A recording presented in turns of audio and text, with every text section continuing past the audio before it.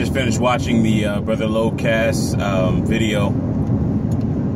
That's Lodkast, and it was reposted on BGS's channel as well, talking about paper plates. And what I get from that is just basically accountability, looking at yourself and not even assessing yourself and seeing where your flaws lie.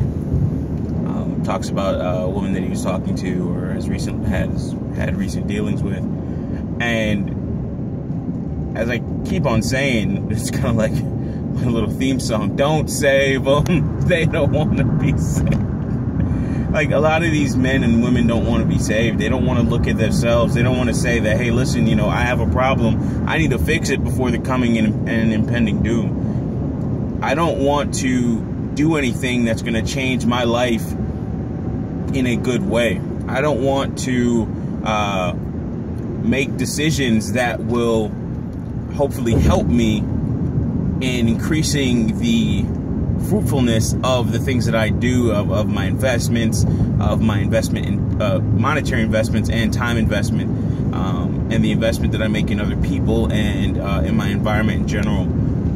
You're seeing that a lot of people aren't doing this, and it's very sad, because later on in life, you know, it's going to come back and bite them in a very, very bad way.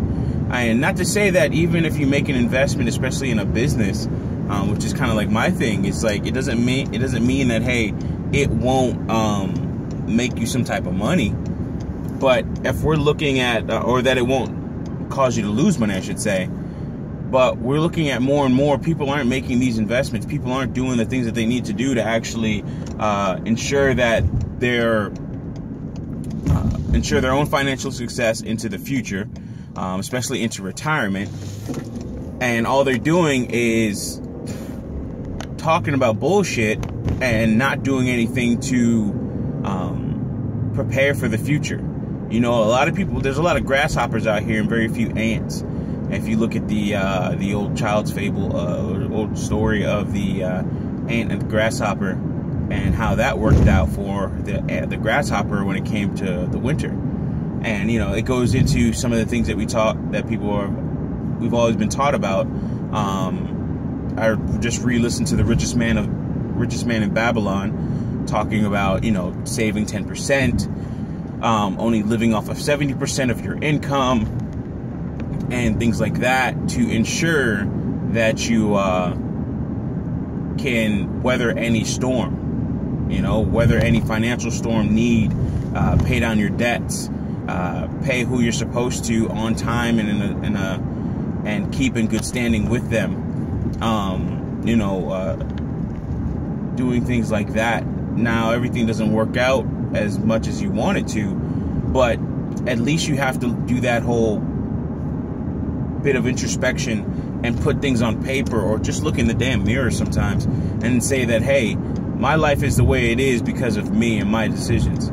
You know, yes, there are some outside factors that will affect you, that will cause you to make certain decisions, but at the same time, there's a lot of things that we're doing as a people, you know, as individuals, that is causing us a lot of pain, a lot of anguish, and a lot of issues with, or really affecting our future. Recently, I just went to a wake. A friend of mine, his girlfriend, and I was cool with her too, but of course through him, his girlfriend recently passed away.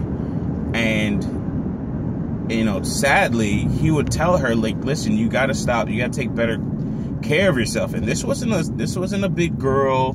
She wasn't a smoker, but she just drank a lot, and her body couldn't take it. And in the end, she had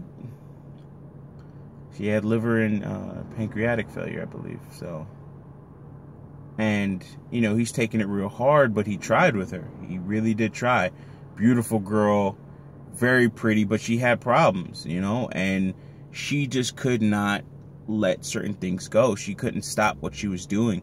It was killing her, and it ended up ultimately killing her.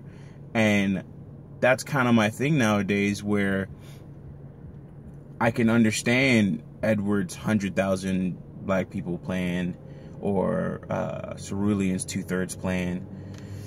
And I understand where it's coming from, where it's going, because you just can't save them all. And I've said that quite a few times in my own way.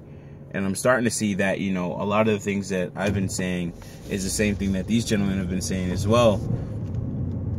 That we can't save all these people. And sadly, even in her case, the people that were close to her that told her she needed to stop, she didn't listen to them, and it ended up costing her life. I don't really like to talk about it too much. You don't want to talk ill of the dead, but I just want people to understand that, you know, if you keep doing these things, you may not make it out. You may not survive the consequences of your actions. And the same thing goes for some of these rap artists. Mac Miller recently, who I was very fond of, loved his music. His last album was awesome. Before that, XXXTentacion. I found out actually one of my customers was the guy that was riding around with him on a regular basis, because the court, he was assigned to XXXTentacion by the court, by I think the drug or something court, I forgot. I think not the drug, but not the drug court. I forgot what court it is, but because of a case that XXX had, he was assigned this gentleman, and this guy mainly deals with, you know, drug and substance abuse and stuff like that. That's why I said drug court. I don't know exactly what it was. But with everything said, or with all that being said, these are people that did things in their lives and they suffered the consequences, whether they really brought it upon themselves or not. You know, with XXXTentacion, it seems like, I think it was found out that the person knew him, and then he was just kind of jealous. I'm not sure if there's any other illegal dealings or anything like that with him. So I've said that before, and I'm not sure, I might have been wrong, of course, about it. But, you know, people don't understand the consequences of their action, and Locast put it great. These women are overlooking men of quality, of substance, and serving the food that the men have brought to the table on paper plates. But then they're hung up on men that aren't treating them right, have just, you know, hit it and leave, smashed and dash. You know, like, and that's the crazy part. And then we have men on the other side that are worried about women that don't even like them. You know, it's like, yo, listen, this lady don't like you. It don't matter what you would have done. You could have done everything in the book. She still don't like you. And at some point, you have to look at it and say, hey, you know, this person doesn't like me. Or, hey, I looked at the wrong person and I gave myself to the wrong person. And that's a problem. And that's a very serious problem. And I think we need to address that. We need to face that. We need to look it right in this freaking eye. And if we don't look it in its eye, then it's going to look back at us and laugh. Especially when it's walking away after devastating our lives in some way, shape, form, or fashion. In some cases, even taking our lives.